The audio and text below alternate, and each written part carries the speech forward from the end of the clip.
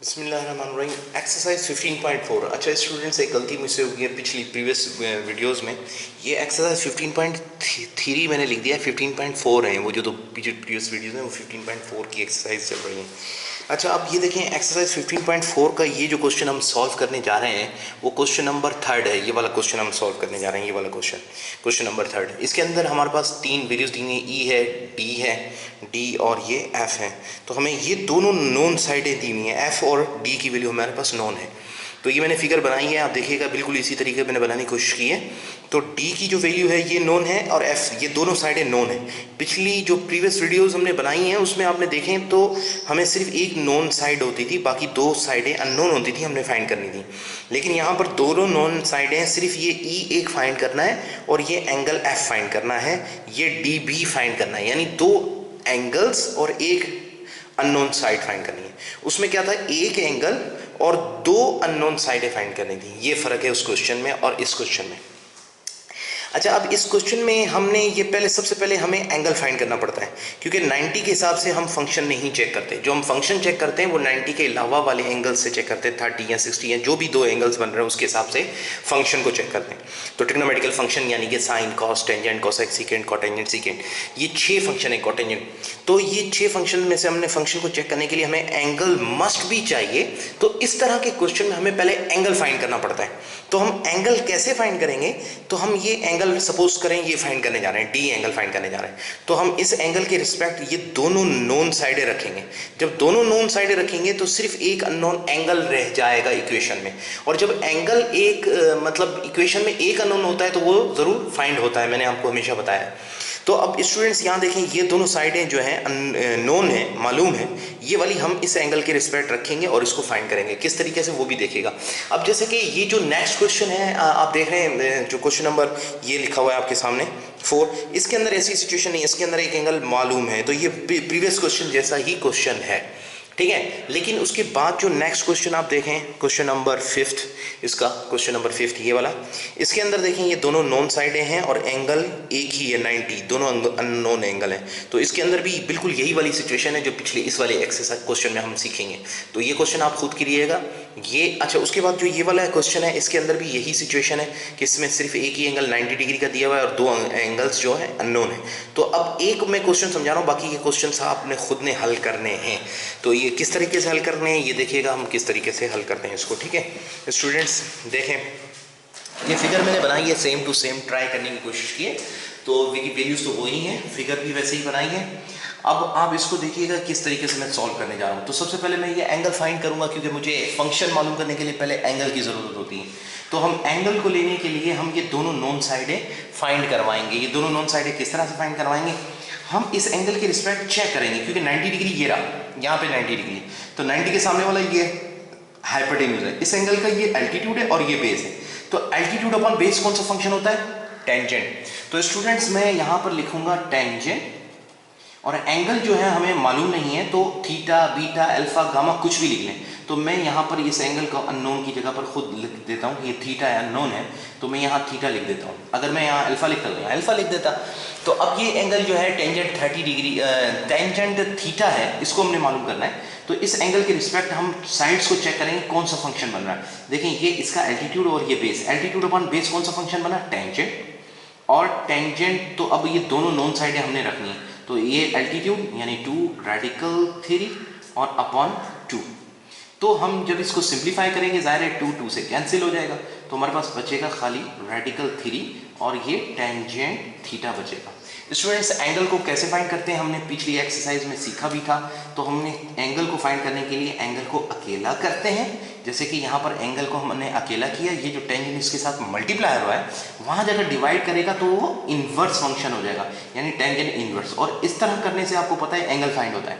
और कैसे चेक करते हैं, हमने पीछे एक एक्सरसाइज भी सॉल्व की है। तो टेंजेंट इन्वर्स रेडिकल 3 तो हम ट्रिग्नोमेट्रिकल चार्ट के अंदर चेक करेंगे कि ट्रिग्नोमेट्रिकल चार्ट्स के अंदर इस रेडिकल 3 की जो ट्रिग्नोमेट्रिकल फंक्शन में क्या वैल्यू बनती है। अब आप इसमें गौर से देखें तो हमारे पास टेंजेंट रेडिकल 3, क्योंकि जो हमारे पास वैल्यू आई है वो रेडिकल 3 की आई है, तो ये टेंजेंट पर रेडिकल 3 एंगल कौन से पर आता है, 60 डिग्री पर। तो हम यहाँ कहेंगे कि ये 60 डिग्री का एंगल है। तो हम यहाँ पर जो वैल्यू देंगे वो हम दे देंगे 60 डिग्री और इसे बॉक्स कर देंगे। इससे हमें पता चला कि ये जो हमें फिगर मिली है, इस फिगर के अंदर ये जो थीटा है ये 60 डिग्री के बराबर है, तो हम यहाँ 60 डिग्री लिख सकते हैं। ये हमारे पास 60 डिग्री की वैल्यू आ गई। ये एंगल एक फाइंड हो गया। अब एंगल फाइंड हो गया तो बाकी तो बहुत आसान हो गया।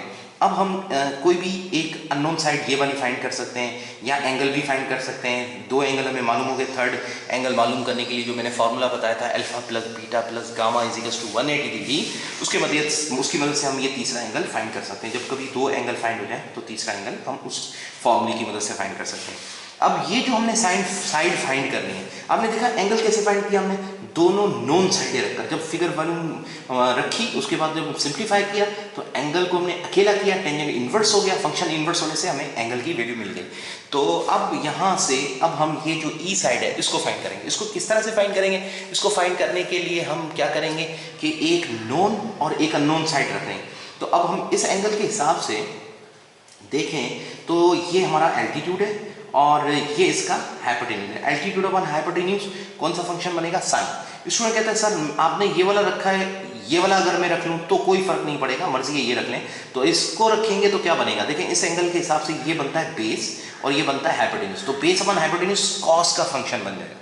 तो अब यही रख के चेक कर लेते हैं। चलें हम ऐसा करते हैं कि अब इस एंगल के हिसाब से ये बेस हो गया, तो बेस के फंक्शन के हिसाब से ये हो जाएगा बेस अपॉन हाइपोटेन्यूज क्या होता है? कॉस का फंक्शन होता है। तो हम लिखेंगे कॉस, एंगल हमें मालूम है 60 डिग्री, तो हम लिखेंगे बेस हमारा 2 और हाइपोटेन्यूज जो है वो ई है, तो हम वो ई लिख देंगे। अब हम देखेंगे कि हमारे पास जो ई की जो हमने वैल्यू फाइंड करनी है उसको फाइंड करने के लिए हम जानते हैं कॉस 60 डिग्री, जो कॉस 60 डिग्री है वो ट्रिग्नोमेट्रिकल चार्ट्स के अंदर चेक करेंगे तो वो 1/2 की वैल्यू देगा। तो हमारे पास यहाँ वैल्यू आ जाएगी 2/e।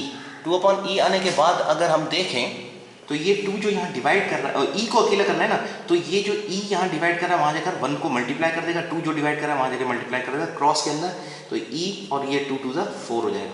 तो हमारे पास देखें ई की वैल्यू भी फाइंड हो गई। इतना सिंपल है। तो ई की वैल्यू हम यहाँ लिख सकते हैं कि ये 4 आ गई।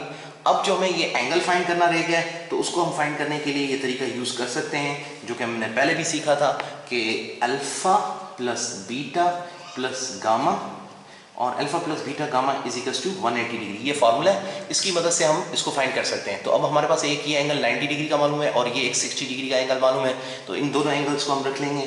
तो alpha 90 degree plus 60 degree plus gamma is equals to 180 degree. ठीक है, तो अब यहाँ पर हम जो गामा की जो वैल्यू फाइंड करनी है, थर्ड एंगल जो है उसको हम इस तरह से लिखेंगे कि 180 और ये 90 और 60 को हमने प्लस कर दिया, 150 हो गया। 150 जो इस तरफ प्लस में है उस तरफ आकर माइनस का 150 बन जाएगा।